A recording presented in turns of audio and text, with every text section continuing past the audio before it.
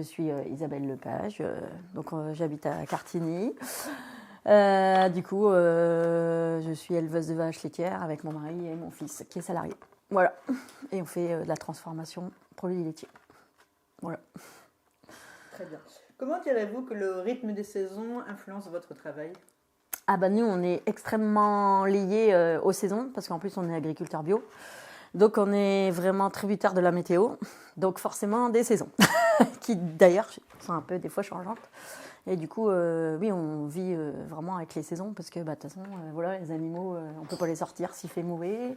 Donc, s'ils sont en bâtiment, c'est pas le même boulot que si ils sont dehors. Enfin, tout est autour des saisons de toute façon, quoi. Et puis, du coup, notre élevage, comme on est en bio, on a calé notre élevage selon les saisons, en fonction de la pousse de l'herbe. Donc, du coup, voilà, on a la moitié des vélages au printemps, enfin au mois de mars, février-mars, et puis après l'autre moitié mai-juin. Donc notre production est vraiment calée sur les saisons, quoi, pour que les vaches mangent ce qu'on a sur notre, sur notre ferme, et du coup l'herbe. Donc l'herbe elle pousse au printemps jusqu'octobre, quoi. Et si on laissait les laisser longtemps, un peu plus longtemps dehors, on le fait, mais voilà, c'est en fonction de la météo et de la saison. Voilà, c'est vraiment ça, quoi. Donc voilà. Et est-ce qu'il y a des saisons où vous avez énormément de travail et d'autres un peu moins? Oui. Alors l'hiver, du coup, comme les animaux sont en bâtiment, on a un peu plus de travail de s'occuper d'eux vraiment parce qu'il faut pailler, il faut leur donner à manger. Enfin, puis c'est assez manuel, donc voilà, c'est assez physique, on va dire. Par contre, janvier, c'est plutôt un petit peu calme parce qu'on a 0 vélage. On a beaucoup de vaches qu'on trépue qui sont en repos parce que justement elles vont se remettre à véler. Et puis comme on fait de la transformation, au mois de janvier, j'arrête pour me faire un peu des vacances. Pour un peu me recaquer, on va dire. Voilà. Et puis après, là, en février, ça va remettre en route assez bien. Voilà. C'est un peu comme ça que ça fonctionne, quoi. Qu'est-ce qui se passe en février? Du coup, en février, les vélages vont recommencer. Donc, il faut s'occuper des veaux, les mettre en route. Si c'est des jeunes bêtes qu'on n'a jamais traitées, on passe plus de temps. Enfin, voilà. Et puis, logique, très souvent, en février, elles ne sont pas encore dehors. Donc, on a quand même un peu plus de temps à passer. Et puis, moi, je vais remettre en route les marchés, la transformation. Donc, c'est reparti, quoi. Voilà, le rythme un peu plus soutenu. Puis après, l'été, c'est plus tranquille quand tout le monde a fini de véler et que les veaux sont lancés. Si on veut, entre guillemets, on n'a plus que la traite au niveau des animaux. Bon, après, il y a l'entretien des clôtures. Quand le foin est passé, c'est plus cool, quoi. Voilà. Après, la grosse période, c'est la fenaison. Et puis, puis après, on est toujours plus ou moins... Bon, l'été, du coup, après la fenaison, c'est un peu plus tranquille aussi parce qu'en transfo, souvent, c'est plus calme parce que l'été, les gens ils mangent moins de beurre, moins de fromage. Enfin voilà, c'est un peu saisonnier aussi les consommations. Donc c'est un petit peu plus tranquille au mois d'août, on va dire. Et puis après en septembre, c'est reparti. Tout le monde rentre de vacances. Et puis c'est le plein boom au niveau des ventes surtout. Et puis, puis après, en fin de saison, voilà, les vaches sont pas forcément rentrées. Enfin, ils rentrent à l'étape, mettons la nuit, donc on va avoir un peu plus de travail. On fait les deux, mais on a toujours la transformation. Et puis toujours un peu une pression parce que ça va être Noël et les gens ils veulent des produits évidemment. Et puis souvent nous on fait pas mal de beurre, ils veulent du beurre. Mais comme on est en fin de lactation, on n'a presque plus de lait, donc c'est un peu non, faut faire ses réserves avant. Enfin, tout un travail justement de communication sur la saisonnalité des produits, même en produits laitiers, parce que les gens ils croient toujours que la saisonnalité c'est les légumes. En fait, non, comme on est lié à la météo, évidemment les produits laitiers c'est saisonnier aussi, quoi. Donc quand on arrête de les traire, forcément il n'y a plus de lait. Bon, du coup il n'y a plus de crème, il n'y a plus de beurre, il n'y a plus rien, quoi. Donc ou très peu, quoi. On n'arrête pas vraiment de traire, mais du coup il n'y a vraiment pas beaucoup de volume, donc c'est beaucoup d'énergie.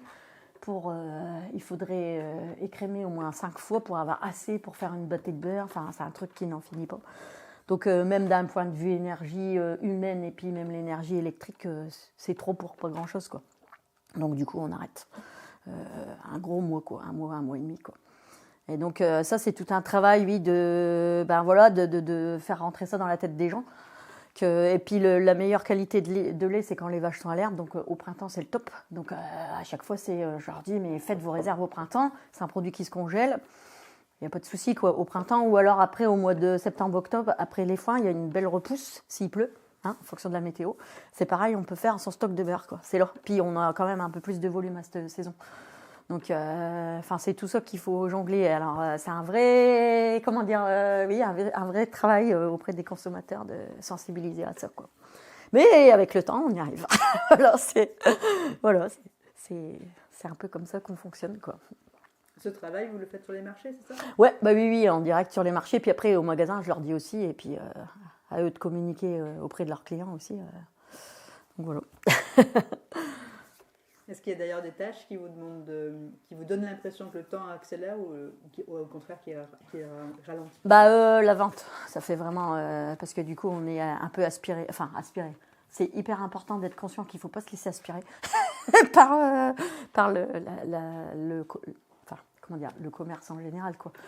Parce que il y a toujours des gens qui appellent des fois. Je veux dire, à un moment donné, on est qu'à 3. Voilà, on a fait le choix d'être à 3 pour l'instant. Il y a des choses, c'est tout, on peut pas tout faire, quoi. Puis on va pas nourrir le département tout seul, hein. Je veux dire, faut rester conscient de ça, quoi.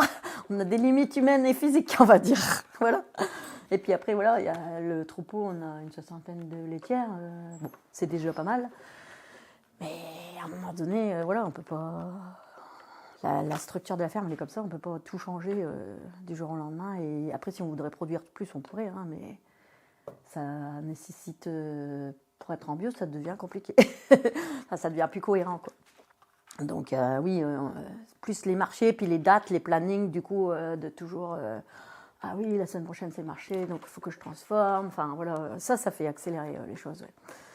Les commandes, ouais, voilà, c'est plus ça. Ouais. Puis là, le truc tout bête, il faut mettre des DLC sur les produits laitiers, donc du coup on est toujours en train de compter, on est quel jour aujourd'hui. Alors 3 semaines de DLC, ça fait ça, oh là là, c'est pas vrai, on est déjà arrivé à telle date. Et c'est vrai que ça fait, on a l'impression que du coup que ça va vite, quoi. Mais sinon, le moment où on est plus, c'est vraiment l'hiver. Je pense que c'est aussi l'effet, la longueur des jours aussi. Enfin, on est peut-être plus fatigué aussi, c'est les fins de saison. Et du coup, ouais, ça fait ça, quoi. Mais au printemps, oui, quand tout se réveille, ça y est, va falloir être partout. Ce petit coup de pression. Voilà, ce que je peux dire. La saison pour vous, elle commence en printemps alors? La grosse saison, ouais. Là, là, ça va mettre en route là, d'ici. Là, j'ai recommencé une transfo, quoi. Et vraiment, ouais, le plein boom, c'est ça, quoi. C'est fin février, mars, jusqu'à temps que les vaches soient vraiment sorties. Souvent, c'est vers le 15 mars, en fonction de la météo, plus ou moins. Et puis après, on fait une grosse saison beurre jusque juin. Souvent, là, c'est quasiment du beurre tous les jours. Donc, c'est du temps à passer, quoi. Et puis après, septembre, octobre, souvent le dernier trimestre, il est costaud aussi. Ça s'intensifie, je trouve. Voilà. L'été, c'est différent. Au niveau des marchés, c'est plus light. Les gens s'en vont en vacances. Donc, on transforme moins quand même, quoi. Puis bon, l'effet saisonnier qui fait chaud, qu'on mange moins de produits laitiers, quoi. Donc, ouais, non, c'est un petit peu plus tranquille. Une fois que les foins sont faits, c'est plus tranquille. Voilà, une fois que les foins sont faits. Donc, voilà. Toujours en fonction de, voilà. S'il fait un peu l'année dernière, c'était un peu compliqué. Comme il pleuvait tout le temps, voilà. Mais bon, voilà, c'est la vie. C'est comme ça. C'est notre métier qui veut que on soit, du coup, en lien avec la nature, en lien avec les saisons, mais du coup, quand ça merdouille un peu, c'est pareil. Voilà. Vous avez remarqué énormément de changements dans les saisons ces dernières années? On a quand même des excès. Hein. Les hivers, c'est quand même moins froid, moins longtemps. C'est plus, là, les 2 dernières années, c'est l'humidité surabondante, on va dire. Les années d'avant, c'était trop sec. Enfin, on a quand même une paire d'années de sécheresse, quoi. On a su à peu près gérer, quoi, mais c'est quand même Puis on passe du tout au tout, quoi. On est passé à 3 ans de sec, et puis là, on se tape de la flotte à n'en plus finir. Donc, c'est compliqué pour gérer le pâturage, du coup. Et puis, après, les animaux, il faut aussi qu'ils s'adaptent. Quand il fait humide, on a plus de problèmes, un peu plus dans les maladies, enfin plus de parasites et tout ça. Donc, faut être vigilant, quoi. Pas sur les mêmes choses, quoi. Quand il fait sec, souvent, bon, ça va à peu près, mais c'est plus que on aurait peut-être des carences dans le long terme, quoi, parce que comme il y a moins de. Après, si vraiment il manque quelque chose, on amène, quoi. Mais du coup, voilà, c'est ça qu'il faut gérer un peu plus, quoi. Mais du coup, c'est jamais pareil, hein. Voilà. C'est le côté palpitant. On peut pas dire, ah bah ça y est, maintenant on sait. Tous les ans, c'est différent, quoi. Enfin, voilà. Il n'y a jamais 2 années exactement pareilles, de toute façon. Donc voilà, il faut s'adapter. Voilà, le maître mot, c'est la résilience. Voilà. Et c'est ce que vous aimez dans votre métier finalement? Bah finalement oui, c'est un peu sinon ce serait je pense un peu monotone, hein. Mais bon, c'est vrai que des fois on se dit ça serait un peu cool de temps en temps, ce serait pas mal. Mais bon, globalement ça va. Voilà. Ah ouais. Depuis 5-6 ans, c'est quand même plus différent, je trouve, quand même. Après oui, d'une année à l'autre, il y a toujours eu des fluctuations, quoi. Mais là je pense que c'est quand même des amplitudes c'est excessif, quoi. Plus, quoi. Donc c'est plutôt ça qui est plus compliqué, quoi. Et du coup, on se dit, bah oui, on est en bio, heureusement, parce que du coup, on met en place d'autres techniques, quoi. Enfin, les haies, quoi. Enfin, on est dans la Vénois, il y a plein de haies, mais clairement, c'est sûr qu'il ne faut pas les arracher, quoi. Parce que quand on voit les inondations partout, même dans le Pas-de-Calais, il faut regarder le paysage là-bas. Il n'y a plus un arbre. Alors, ils disent que les fossés sont mal curés, peut-être, mais je pense qu'il n'y a pas que ça. Quand il n'y a plus rien qui retient, et puis quand il fait sec, eh ben, c'est pareil, quoi. Quand vous voyez des vaches dans les prairies avec un arbre au milieu, tu te dis, mais c'est quoi ça? C'est de la cuisson sur pattes, là. Enfin, quand il fait super chaud comme ça, il n'y a personne qui peut résister, quoi. Donc, non, doublement, ça nous conforte, quoi. Et je pense que c'est ça qui nous donne un peu ça, les clés, je pense, de la résilience. Donc, bon, voilà. Pourquoi vous avez choisi le bio? Pourquoi on a choisi le bio? Alors, c'est une vieille histoire. On était déjà herbager à la base. Et du coup, on était déjà donc, dans le système plus... on était dans l'herbe, quoi. C'était pas un très, très gros changement pour nous. Mais du coup, c'est à un moment donné, on se rend bien compte que faut acheter des aliments. Ça spécule quand ils ont rêvé de faire des prix chers, les aliments, ils font des prix super chers. Enfin, on est vraiment dépendant de tout, quoi. Et du coup, à un moment donné, on se dit, tu vois pas tout cet argent qui circule, alors ça rentre, mais ça sort à grande vitesse aussi. Enfin, du coup, c'est un peu, tu te dis, on fait quoi là? On va pas retravailler pour tous les marchands. Finalement, c'est un peu pas très cohérent, quoi. Et du coup, on a rencontré des bios, et puis c'est un peu eux qui nous ont ouvert les yeux, on va dire. Et du coup, on s'est dit, oh bah oui, pourquoi pas, quoi. Et puis voilà. Et puis après, moi, ce qui me faisait peur, c'était plus le côté soin vétérinaire. Parce qu'en fait, quand on va à l'école, il n'existe pas de formation sur les médecines complémentaires.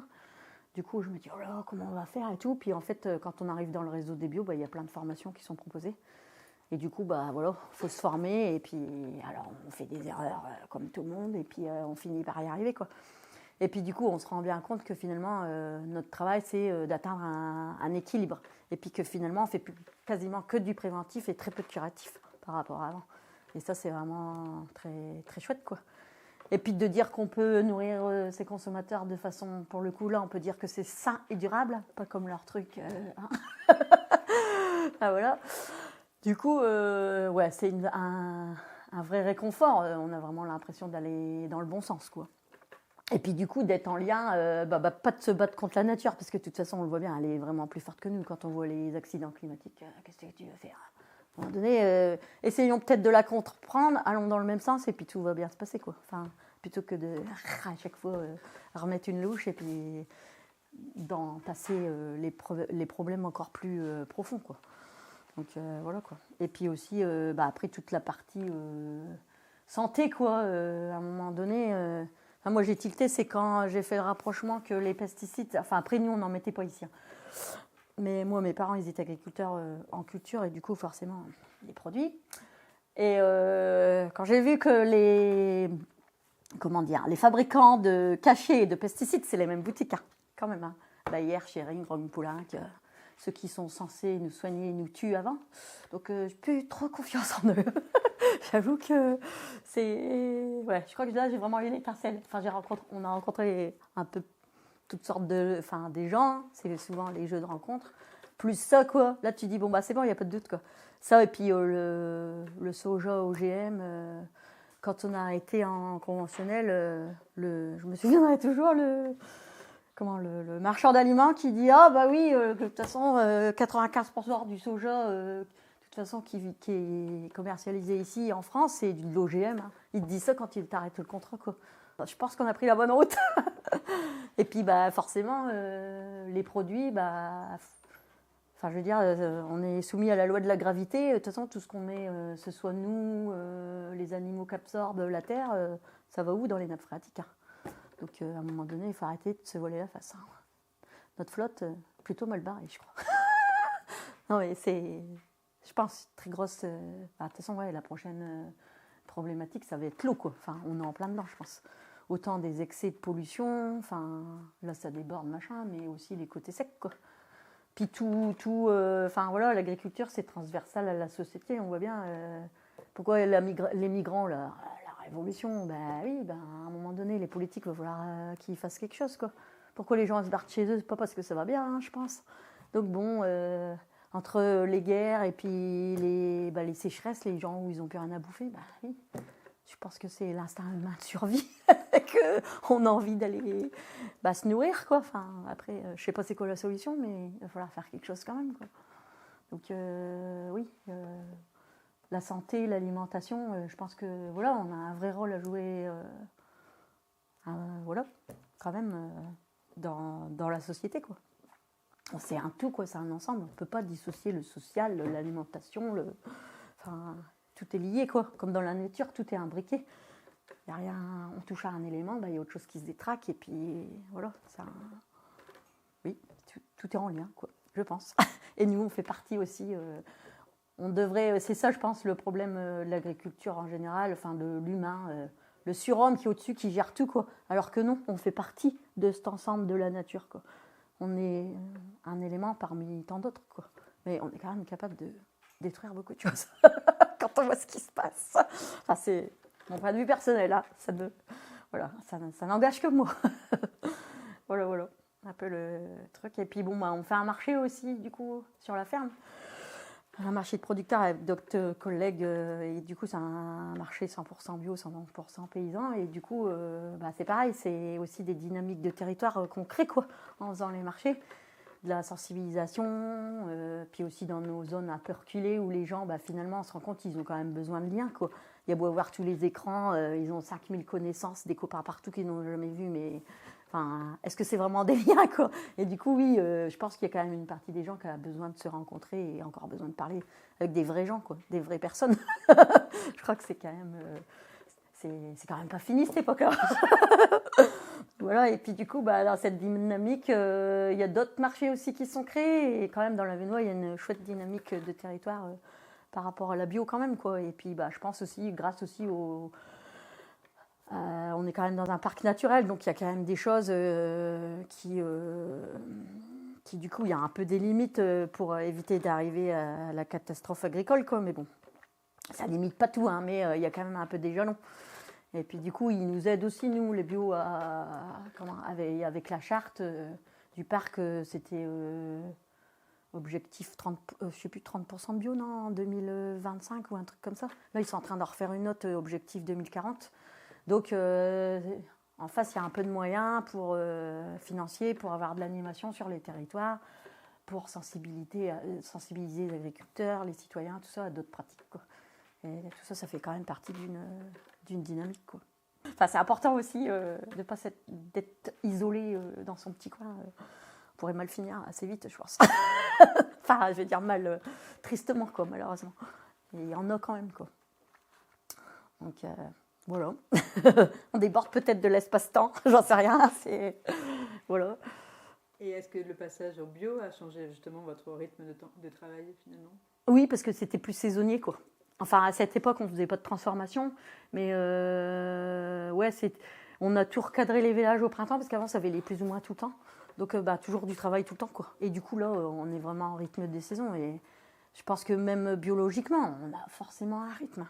Enfin, moi, l'hiver, quand il y a... Enfin, là, ça va, les jours, ils commencent à rallonger, mais au mois de décembre, combien de fois je me dis, mais les gens qui bossent tous les jours, qui se lèvent à 6h du matin, qui reviennent à 19h, ils ne voient pas le jour, quoi. Comment veux-tu que les gens ils soient bien dans leur godasse, enfin dans leur tête? C'est pas possible, quoi. Enfin, à un moment donné, on a des cycles, c'est juste biologique, c'est tout, c'est comme ça.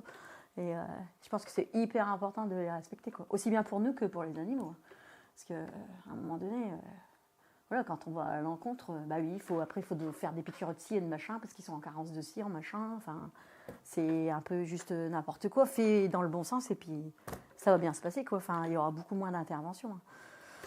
Enfin, voilà. Puis après, en termes de temps, ouais, je pense à ça, c'est par rapport à la famille. Quand les enfants étaient petits, bah voilà, notre vie, le travail, il était rythmé en fait autour des enfants, parce que bah oui, il faut les emmener à l'école, machin. Donc du coup, nos horaires pour aller aux vaches, c'était en fonction d'eux, quoi. Donc le temps, c'est aussi ça, quoi. Les rythmes. Quand c'était les vacances, j'étais très contente. Puis l'horaire, l'horloge, c'est juste affreux pour te foutre une pression. Comme je ne suis pas de nature hyper ponctuelle, ça me stresse un peu. Voilà. Ça a permis de respecter votre rythme à vous, de passer en bio finalement, votre rythme personnel. Oui, ouais, plus quand même. Du coup, c'est plus pareil, quoi. Oui, c'est moins chargé tout le temps, quoi. Voilà. Quoi qu'après, avec la transfo, là, ça change un peu la vie, quoi. C'est un peu plus... mais bon, après, ça amène autre chose, quoi. Voilà. Qu'est-ce que vous appelez la transfo? Transformation, le fait de transformer le lait en beurre, en fromage, ça prend beaucoup de temps quand même. Puis après, la commercialisation, quoi. On sous-estime souvent le temps qu'on passe à la commercialisation. Les préparations, des commandes, machin, tout ça. La paperasse qui est autour aussi. Donc, ça, voilà, c'est un ensemble. Voilà. Qu'est-ce qui prend du temps dans la transformation? En fait, nous, on fait quand même beaucoup de beurre. Donc, en fait, ça se fait en plusieurs fois. Il faut écrémer toute la traite. C'est pas très rapide. Il faut le faire avec du lait chaud. Donc, il faut être au moins 2 personnes tout le temps. Un qui à l'écrémeuse. Ensuite, le temps après qu'il faut pour faire le beurre en soi. C'est pas très long, c'est quoi allez, un quart d'heure, 20 minutes, une demi-heure peut-être. Mais après, il faut emballer, mais comme on moule tout à la main et en petits morceaux, il faut au moins, à deux, on fait 20 kilos en 1 heure, quoi. En y allant pas mal, quoi. Mais si on est tout seul, on passe la matinée, quoi. Donc, il reste moins de temps pour ce qu'il reste à faire après, quoi. Puis après, faut quand même aller, si on a des marchés, s'il faut livrer des magasins, enfin voilà. Sur notre ferme, quoi, voilà, on ne peut pas être moins de 3 avec l'atelier de transformation, c'est pas possible, quoi. Puis après, dans les fromages, ça prend du temps aussi, c'est différent, ça peut se faire en plusieurs fois. Mais après, on passe beaucoup de temps à la vaisselle, au nettoyage. On passe plus de temps au nettoyage que bientôt à faire les fromages, quoi.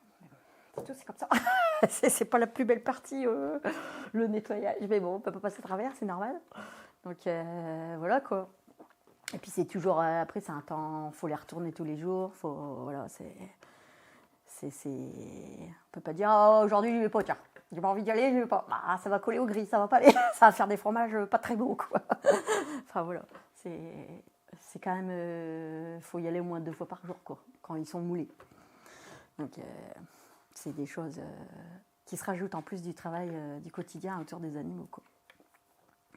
C'est pour ça que c'est quand même bien d'être à plusieurs, je pense. Enfin, si on veut tenir longtemps. Après, il y en a qui le font, hein, mais après, à quel prix, quoi. Je pense qu'on peut y laisser quand même sa santé, je pense. Donc bon, si on fait ça pour être plus détendu, alors si puis d'un autre côté, on est à fond les bananes tout le temps, enfin, moi, je veux pas tomber là-dedans, quoi.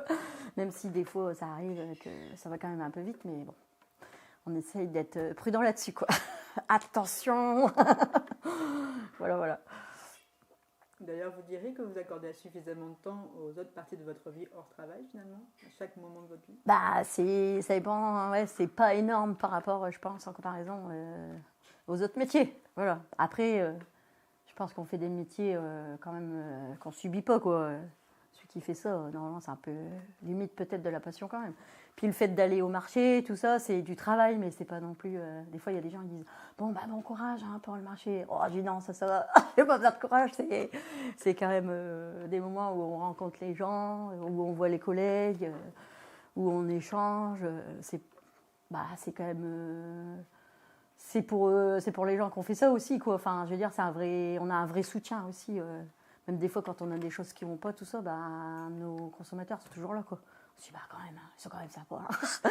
Ou bien même si des fois, au début, quand j'ai mis en route la transformation des produits, les fromages, bah, maintenant ça va, mais au début, ils étaient moins bons, quoi. Je me dis quand même, ils étaient gentils.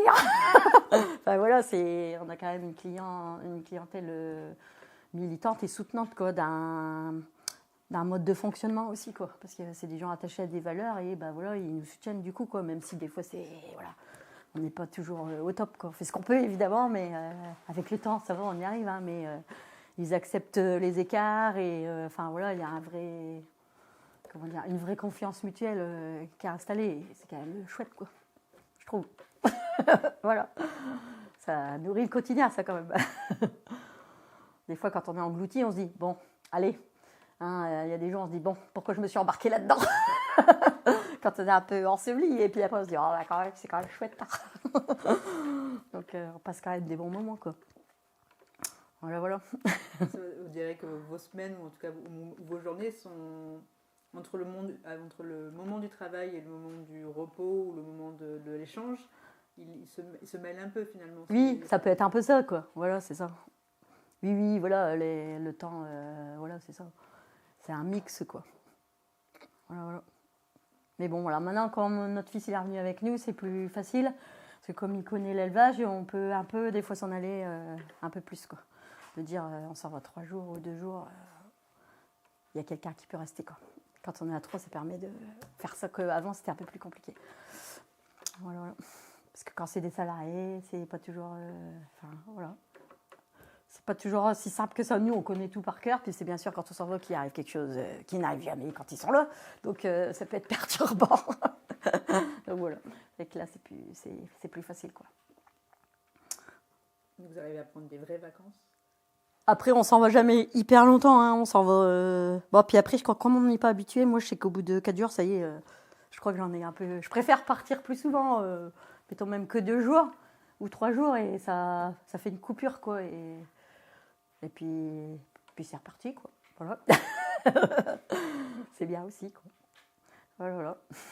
Et est-ce que parfois vous aspirez à ne rien faire? Ah oui, ça peut arriver, ça. De temps en temps, ça m'arrive quand j'en ai... Ça peut m'arriver que je dis aujourd'hui, je ne fais rien. Je vais retourner mes petits fromages, mais je ne fais rien d'autre de plus dans la journée, quoi. Ça m'arrive, ça peut. Puis après...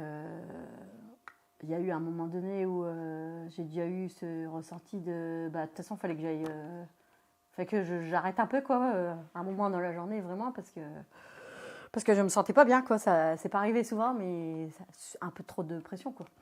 Du coup, moi, physiquement, je ne suis pas très résistante, je pense, et du coup, je dors quand même beaucoup. J'ai besoin de dormir, et du coup, mon corps me le rappelle. Donc, de toute façon, si je dors pas, ça ne va pas, donc... C'est tout, c'est réglé. Faut que... Bon, bah, des fois, voilà, il y a des moments où il faut y aller quand même, quoi. Mais si ça dure trop longtemps, je tiens pas, de toute façon. Je le sais, c'est comme ça. Donc bon, c'est tout. Hein. On avise. C'est pour ça qu'il faut pas en prendre trop. Il faut connaître un peu ses limites, quoi. Voilà. Donc vous savez vous écouter et arrêter au bon moment. Bah, globalement, on va dire que oui. Hein, globalement, je pense. Ouais. Voilà. Et à quoi ressemble du coup une journée type, par exemple, jeudi dernier? Qu'est-ce que vous avez fait? Ah bah la semaine dernière, c'était cool parce qu'on était partis. Alors voilà, on a fait un petit voyage justement parce que on réfléchit collectivement peut-être à un projet collectif, quoi. Et du coup, on est allé visiter des fruitières dans le comté, enfin dans le Jura. Du coup, bah voilà, nous étions en train de visiter une fruitière. Jeudi, c'était sympa.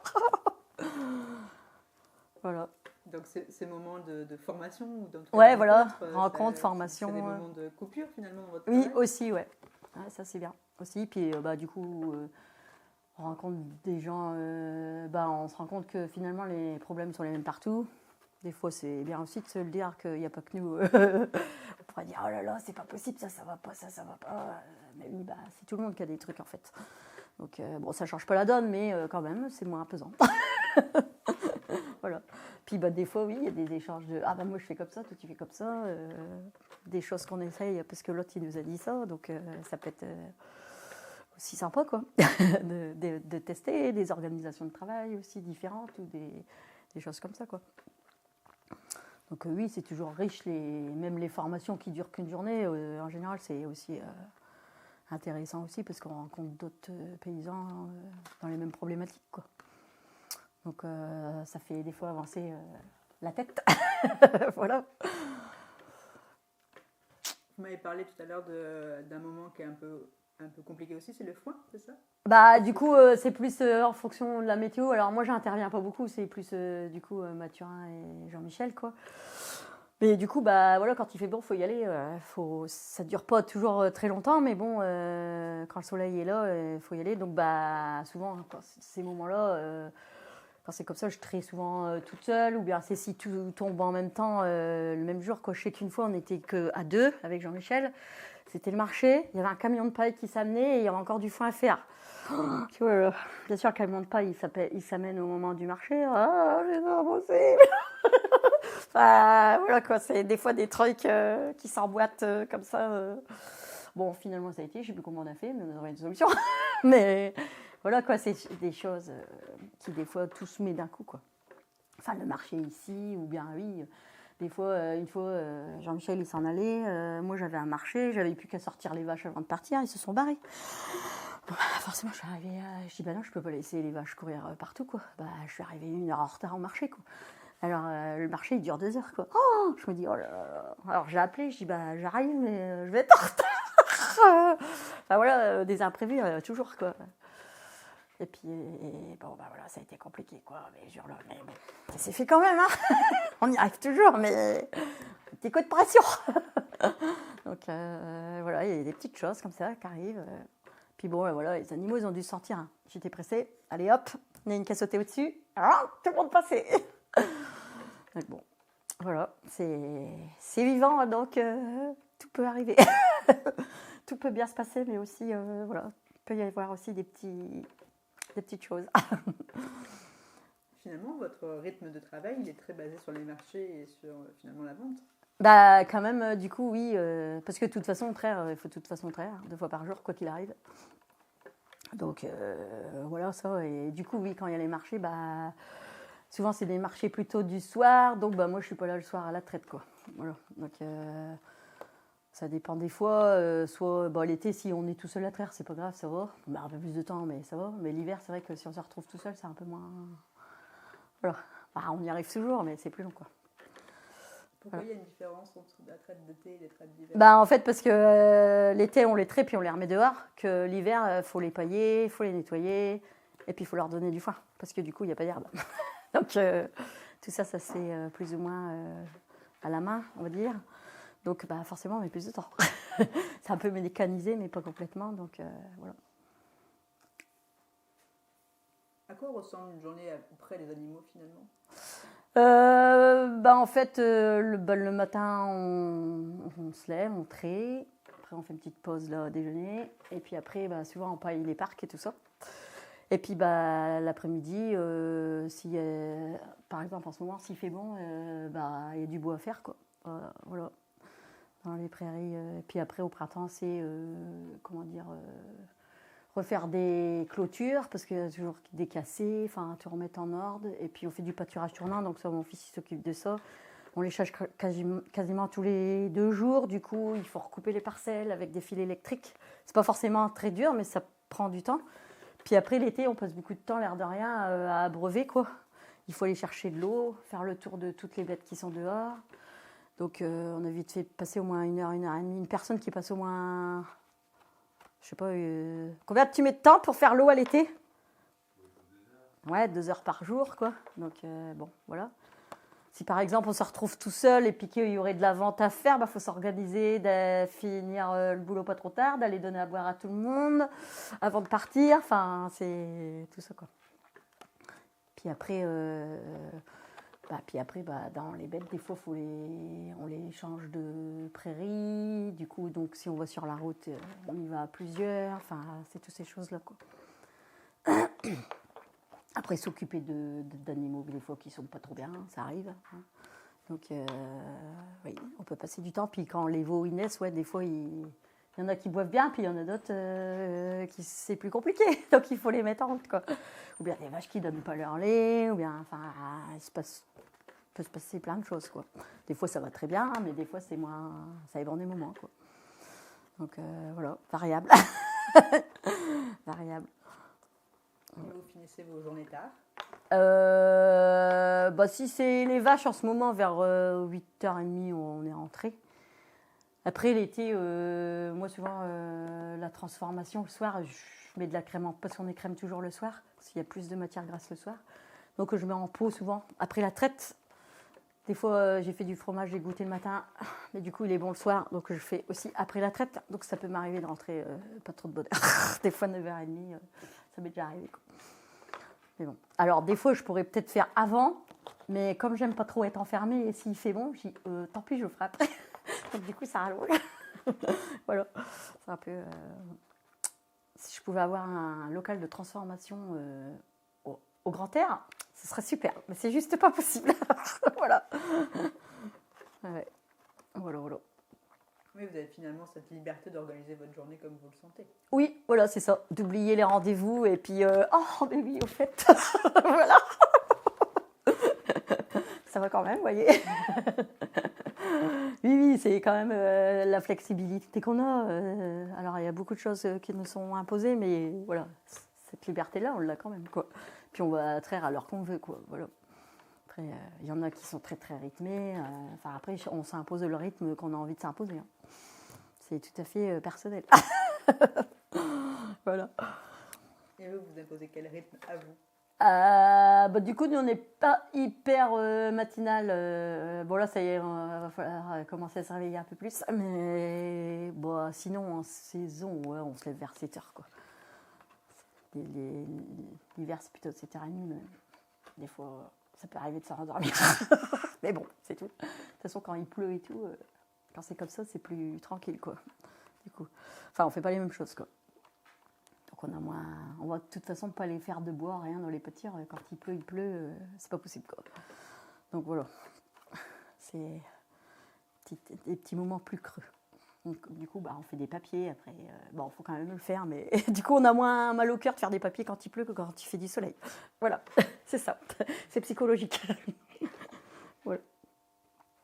Est-ce que vous avez subi sur votre ferme des dégâts suite au changement climatique ces dernières années? Des dégâts à proprement dit, non. Après, faut s'adapter dans la gestion du pâturage, quoi. C'est vraiment ça. Mais du coup, comme on fait du pâturage tournant, puisqu'on a plus d'herbe, il y a moins de gâchis. Et du coup, globalement, comme on a quand même des grosses haies, avant on coupait quand même les haies, maintenant on les laisse pousser, vraiment encore plus grandes, pour faire de l'ombre. Et puis du coup, avec les racines des haies, enfin des arbres, en fait, il y a un réseau racinaire qui est super important. Et du coup, dedans, il y a plein de champignons.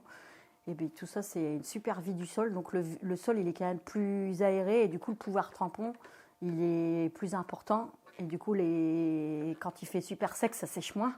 Et puis quand il pleut, normalement, ça doit absorber un peu plus, quoi. Mais c'est plus en cas de sécheresse, on a vraiment vu des sacrées différences dans les prairies où on avait des haies hautes, quoi. Ça, c'est incroyable. Et du coup, les sécheresses, on a su les passer même sans trop ordonner. Enfin, c'était tout juste, quoi. Il a replu, je ne sais plus si c'était il y a 2-3 ans, au mois de septembre, on se disait on va faire la danse de la pluie, il faut qu'il pleuve, faut qu'il pleuve, faut qu'il pleuve.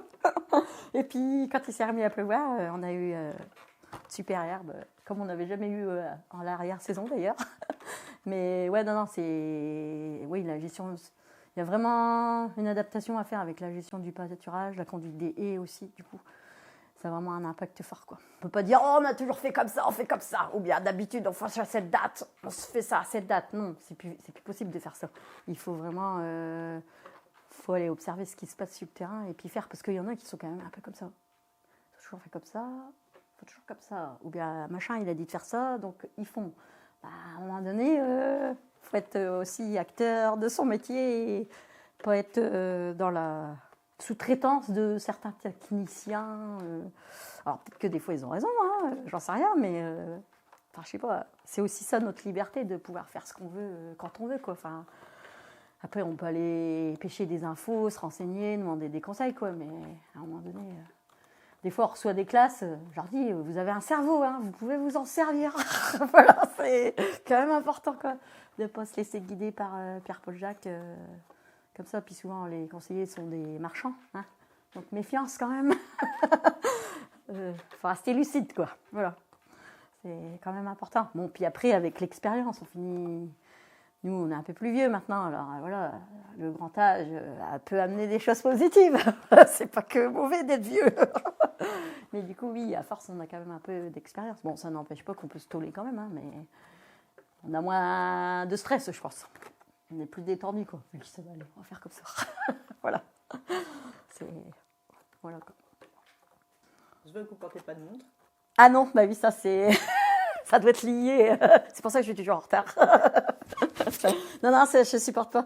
Ça date, c'est une vieille histoire. J'étais au lycée, en BTS, et ah là là, c'était horrible de rester assis des heures devant un prof et écouter, là. Ça me gonflait fortement, et du coup, ma montre est tombée en panne. Donc, j'ai pas remis de pile, parce que j'ai dit non, sinon je regarde l'heure et ça me semble hyper long, quoi. Donc, depuis ce temps-là, j'ai jamais acheté de montre. Voilà, c'est ça l'origine de l'histoire. Et comme je n'aime pas l'heure, voilà. Puis après, bon voilà, après, quand on a des rendez-vous précis, tout ça, il faut quand même avoir l'heure, on peut pas faire sans. Mais c'est vrai qu'après, avec la longueur du jour, tout ça, on dit, bon, bah, il doit être à peu près cette heure-là, quand on est dans la voiture. Bon, il doit être à peu près... Ah, on sent quand le frais, il descend le soir et tout ça. Bon, il doit pas être loin de 5 heures, tiens. Ah, voilà. Ou bien le matin, oh mince, il fait bien clair, zut, je me suis endormie. Voilà, il fait pas encore clair, bon. Ça se lève, bon, c'est arrivé. Voilà. Après, on a nos repères à nous. Voilà. Ce qui veut dire que vous fermez pas de volet. Ah, on n'a pas de volet, non. Non. Ouais, moi, j'ai besoin de lumière. Je suis photosensible. Ça doit être ça. Donc vous faites confiance à votre instinct pour savoir à quel moment vous vous situez dans la journée. À peu près. Bon, après, de temps en temps, je regarde l'horloge, hein, quand même. Mais en gros, oui. Voilà.